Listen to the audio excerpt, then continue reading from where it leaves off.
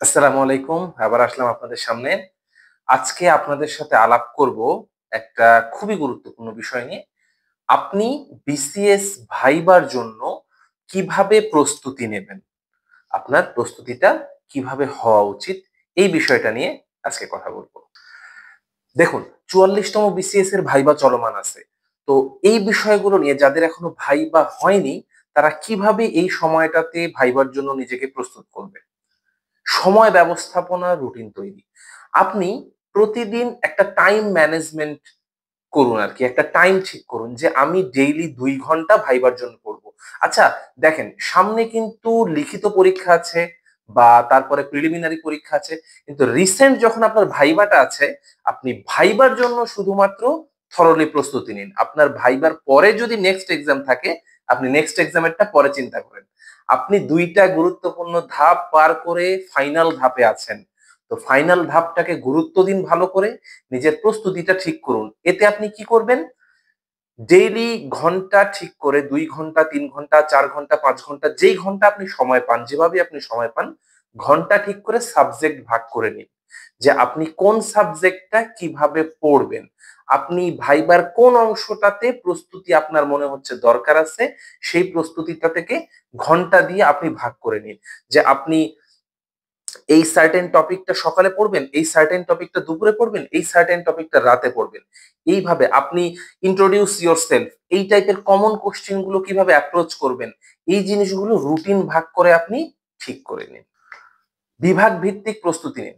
আপনার পারিবারিক পরিচিতি, আপনার শিক্ষাগত যোগ্যতা, আপনার এডুকেশনাল ব্যাকগ্রাউন্ড, আপনার বিশ্ববিদ্যালয়, স্কুল, কলেজ, আপনার নিজ জেলা, আপনার জেলায় মুক্তিযুদ্ধ সহ অন্যান্য গুরুত্বপূর্ণ ঘটনাবলী, আপনার জেলার বিখ্যাত জিনিস, আপনার জেলার বিখ্যাত ব্যক্তিবর্গ, বাংলাদেশে যেই সময় আপনি ভাইবা দিচ্ছেন, এই সময় কোনো গুরুত্বপূর্ণ ঘটনা ঘটছে কিনা, ইম্পর্টেন্ট কারেন্ট অ্যাফেয়ার্স, এই সময়ে দেশের প্রধান উপদেষ্টা, দেশের রাষ্ট্রপতি কোথাও গিয়েছে কিনা, কোনো ট্যুরে গিয়েছে কিনা, এই দেশে বিদেশি কোনো রাষ্ট্রপ্রধান দেশে আছে কিনা এই সময়ে, এই বিষয়গুলো আপনাকে ভাগ করে করে গুরুত্বপূর্ণ জিনিসগুলো ভাগ করে করে আপনাকে পড়তে হবে। স্পেসিফিক পয়েন্ট আউট করে আপনাকে পড়তে হবে।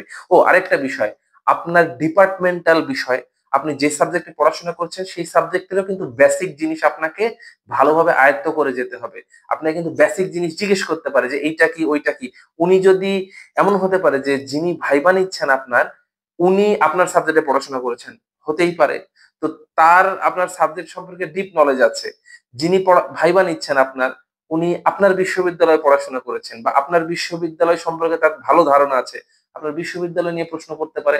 সুতরাং আপনার ব্যক্তিগত এই বিষয়গুলো ভালোভাবে দখলে নিয়ে আসুন এবং ভালোভাবে প্রস্তুতি নিন। মক ভাইবা দিন। আপনি যেকোনো প্রতিষ্ঠানে হতে পারে, আপনি বন্ধুদের কাছে হতে পারে, আপনি আপনার যেকোনো শুভাকাঙ্ক্ষীর কাছে হতে পারে। আপনি একটা পরিপূর্ণ ভাইবা পরিবেশ ক্রিয়েট করে মক ভাইবা দিন। এতে আমি সাজেস্ট করব যেকোনো প্রতিষ্ঠানে গিয়ে আপনি মক ভাইবা দিন। এতে হবে কি? আপনার যে নার্ভাসনেসটা আছে, আপনার যে ভাইবা ভীতিটা আছে, আমি ভাই প্রচন্ড ভয় পেতাম ভাইবা দিতে। প্রচন্ড ভয় পেতাম। এই যে আপনাদের সাথে এখন কথা বলছি, এই যে আমি ভিডিও করছি, সামনে কিন্তু কেউ নেই, সামনে শুধু ক্যামেরা। তারপরও আমি যে এভাবে ফ্লুয়েন্টলি কথা বলছি, এই জিনিসটা অর্জন করতে আমার অনেক কষ্ট করতে হয়েছে, অনেক কষ্ট করতে হয়েছে, আপনারা বিশ্বাস করবেন না। আমি কথা বলতে পারতাম না মানুষের সামনে, ভয় পেতাম। এখনো মোটামুটি ভয় পাই, কিন্তু আপনার কমফোর্ট জোনটা তৈরি করুন, আপনার কমফোর্ট জোনটা এক্সপান্ড করুন। আপনি এই জায়গায় কথা বলতে স্বাচ্ছন্দ্য, দুইজন বন্ধুর সাথে কথা বলতে আপনি স্বাচ্ছন্দ্য, বন্ধুদের সাথে কিন্তু আপনারা ঠিকই আড্ডা দেন, কমফোর্টেবলি কথা বলেন। তো কেন ভাইবা বোর্ডে ওরা কি ভাই বাঘ ভাল্লুক নাকি? বাঘ ভাল্লুক না তো। আপনাকে সেই কনফিডেন্সটা গ্রো করতে হবে নিজের মধ্যে। আপনি কথা বলতে পারবেন, এই কনফিডেন্সটা আপনার থাকতে হবে। সেটার জন্য আপনাকে অবশ্যই মক ভাইবা দিতে হবে। যত বেশি মক ভাইবা দিবেন, আপনার ভীতিটা চলে যাবে, আপনার সাহস আসবে, আপনি ভাইবায় ভালো করবেন। নোট তৈরি করুন। ওই যে আমি একটু আগে বললাম যে যখন স্পেসিফিক টপিক আপনার জেলা, আপনার বিশ্ববিদ্যালয়, আপনার জেলায় গুরুত্বপূর্ণ ঘটনা, বিশ্ববিদ্যালয়ে গুরুত্বপূর্ণ ঘটনা, এই জিনিসগুলো আপনি নোট করে রাখুন এই ইম্পর্টেন্ট জিনিসগুলো। আপনি পড়ছেন, আপনি কিন্তু ভুলে যাবেন।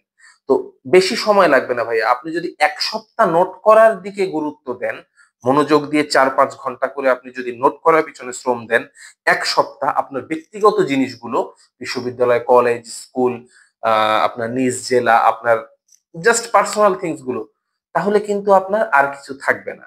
তো এইটা নোট করুন, আপনি স্পেসিফিকলি নোট করে সাজিয়ে লিখুন। তারপর এই যে ইন্ট্রোডিউস ইয়োরসেলফ, এই জিনিসগুলো কিন্তু প্রশ্ন থাকে। তো আপনি কিভাবে কথা বলবেন এইটাও সাজিয়ে নিন। আপনার ফ্যামিলি কি করে? যেকোনো একটা টপিকে আপনার ইংরেজিতে ৪ মিনিট ৫ মিনিট বলতে দিতে পারে। তো আপনার ইংলিশ ফ্লুয়েন্সিটা ডেভেলপ করার জন্য আপনি যেকোনো একটা টপিকে আয়নার সামনে আপনি ২ মিনিট কথা বলার প্র্যাকটিস করুন। ৩ মিনিট কথা বলার প্র্যাকটিস করুন। আপনি জাস্ট একটা টপিক নিজে, নিজে সিলেক্ট করেন। আপনি আয়নার সামনে গিয়ে ওই টপিকে অনবরত ৩ মিনিট কথা বলতে থাকুন। এই যে দেখেন আপনাদের সামনে আমি কথা বলছি। কি ভাইবা বিষয়ে কিন্তু কথা বলছি। তো এই যে এই অভ্যাসটা, এই গুছিয়ে কথা বলার বৈশিষ্ট্যটা, এই অভ্যাসটা আপনাকে তৈরি করতে হবে। বিসিএস ভাইবায় ভালো করতে গেলে। এই অ্যাপ্রোচটা আপনার থাকতেই হবে।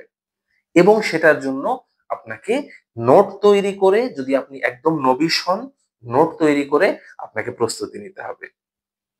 বিভিন্ন সেকশনে আলাদা, আলাদা সময় দিন।